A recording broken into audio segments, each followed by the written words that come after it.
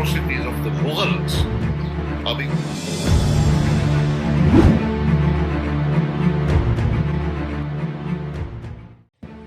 Actor Naseeruddin Shah अक्सर अपने बयानों के लिए सुर्खियों में रहते हैं।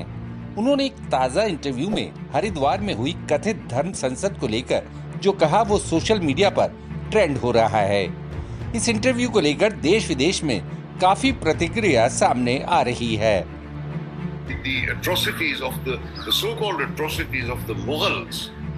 नसीर ने द वॉयर के लिए जाने माने पत्रकार करण थापर को YouTube चैनल के लिए ये इंटरव्यू दिया। इसमें हरिद्वार में 17 से 19 दिसंबर को हुई विवादित धर्म संसद से जुड़े सवाल पर शाह ने कहा कि मुस्लिमों को लेकर जिस तरह के उकसावे वाले बयान वहां दिए गए वो एक तरह से देश को सिविल वॉर यानी गृह युद्ध की ओर ले जाने वाला है। इसी इंटरव्यू में नसीर ने ये भी कहा कि मुगल शरणार्थी यानी रिफ्यूजी थे जिन्होंने देश के लिए बहुत योगदान दिया। नसीर के बयान पर मुगलों को हमलावर बताकर कुछ सोशल मीडिया यूजर्स उन्हें ट्रोल कर रहे हैं।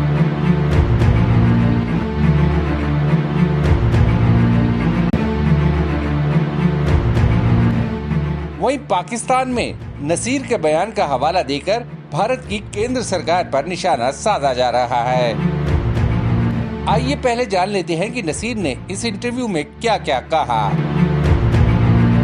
कथित धर्म संसद में उकसावे वाले बयानों पर नसीर का कहना था, मुझे हैरानी होती है कि ये लोग जानते भी हैं कि वो क्या बात कर रहे हैं। वो जो भी आह्वान कर रहे हैं उसका मतलब फुल स्केल सिविल वॉर यानी गृह युद्ध है।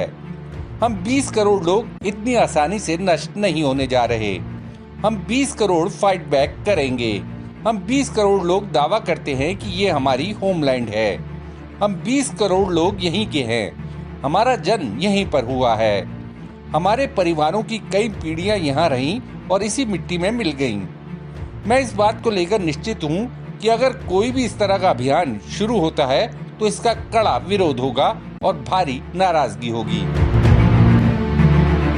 नसीरुद्दीन शाह ने अपनी बात जारी रखते हुए कहा, मुसलमानों को दोयम दर्जे का नागरिक बनाया जा रहा है। ऐसा करके मुसलमानों के बीच डर पैदा करने की कोशिश की जा रही है, लेकिन मुसलमान हार नहीं मानेंगे। मुसलमान इस स्थिति का सामना करेंगे। हमें अपने घर और अपनी मातृभूमि की रक्षा करनी है। हम लोगों को अपने परिवार और अपने बच्चों को बचाना है। मैं यहाँ पर अपनी आस्थाओं की बात नहीं कर रहा क्योंकि ये तो आसानी से खतरे में पड़ जाती हैं। नसीर ने अपनी बातें रखने के साथ केंद्र की मौजूदा सरकार पर भी सवाल खड़ा किया। उन्होंने कहा कि जो कुछ भी किया जा रहा है वो सभी काम मुसलमानों को असुरक्षित महसूस कराने का ठोस तरीका है। ये टॉप से शुरू होता है और औरंगजेब का आह्वान होता है। सत्तारूढ़ पार्टी के लिए अलगाववाद एक पॉलिसी बन गया है। मैं जानने को इच्छुक हूँ कि इन लोगों का क्या होता है जो हेट स्पीच देते हैं। तथ्य ये है कि उनका कुछ नहीं होना हैरान नहीं करता क्योंकि उस शख्स का कुछ नहीं हुआ जिसके बेटे ने किसानों को कुचला। ये चिंताजनक है, लेकिन कमोवेश वही है जैसा कि हमने सोचा। मैं डरता था कि ऐसा होगा, लेकिन जिस तरह चीजें हो रही हैं, वो किसी की खराब उम्मीद से भी ज्यादा खराब हैं। हमारा एक नेता है जो इस तरह के उकसावों के बावजूद मौन रहता है। सोशल मीडिया पर नसीर की मुगलों पर टिप्पणी की जो क्लिप शेयर की जा रही है उसमें उन्हें ये कहते सुना जा सकता है कि मुगलों के तथाकथित अत्याचारों को हमेशा हाईलाइट किया जाता है, लेकिन हम भूल जाते हैं कि मुगल वो लोग थे जिन्होंने देश के लिए योगदान दिया। ये वो लोग थे जिन्होंने देश में अमिट धरोहरों को छोड़ा, जिन्होंने नृत्य, संगीत, पेंटिंग, साहित्य की परंपरा को छोड़ा। मुगल यहाँ आए इसे अपनी होमलैंड बनाने के लिए। आप चाहें तो उन्हें रिफ्यूजी कह सकते हैं। हालांकि सोशल मीडिया पर मुगलों को लेकर नसीर की जो वायरल क्लिप की जा रही है उसमें उनके पूरे बयान को शामिल नहीं किया गया। इसमें नसीर ने यह भी कहा था कि कोई भी तैमूर की बात नहीं करता, कोई भी गजनी के महमूद की बात नहीं करता, ना ही कोई नादिर शाह की बात करता है। मैं नहीं समझता कि ये लोग इतिहास से अच्छी तरह वाकिफ हैं। वो हत्यारे थे जो आए और लूट कर चले गए।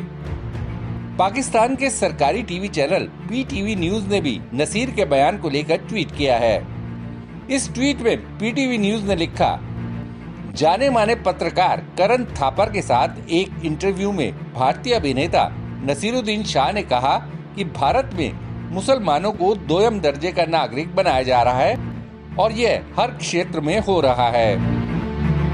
यहाँ ये बताना जरूरी है कि कुछ अर्सा पहले जब तालिबान की अफगानिस्तान में वापसी हुई थी तो नसीर ने भारत में मुस्लिमों के एक वर्ग की ओर से खुशी जताए जाने पर चिंता जताई थी। नसीर ने तब कहा था कि अफगानिस्तान में तालिबान की वापसी पूरी दुनिया के लिए चिंता का विषय है और बर्बर लोगों के लिए भारतीय मुस्लिमों के एक वर्ग की ओर से जश्न मनाना भी कम खतरनाक नहीं है। हालांकि अफगानिस्तान में तालिबान का दोबारा हुकूमत पा लेना दुनिया भर के लिए फिक्र का बायस है, इससे कम खतरनाक नहीं है हिंदुस्तानी मुसलमानों के कुछ तबकों का उन वहशियों की वापसी पर जश्न मनाना।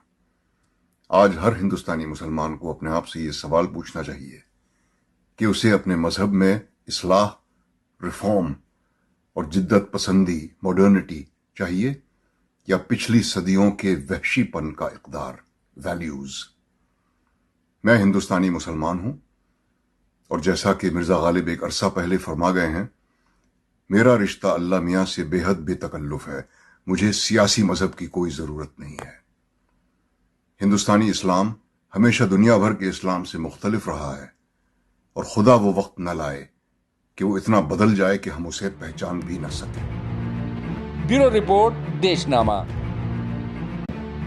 आपको ये वीडियो कैसा लगा या अगर आपके दिमाग में कोई सवाल है तो कमेंट बॉक्स में जरूर बताइएगा। वीडियो पसंद आई तो वीडियो को लाइक शेयर करना ना भूलें। फिर मुलाकात होगी आपसे, तब तक के लिए नमस्कार।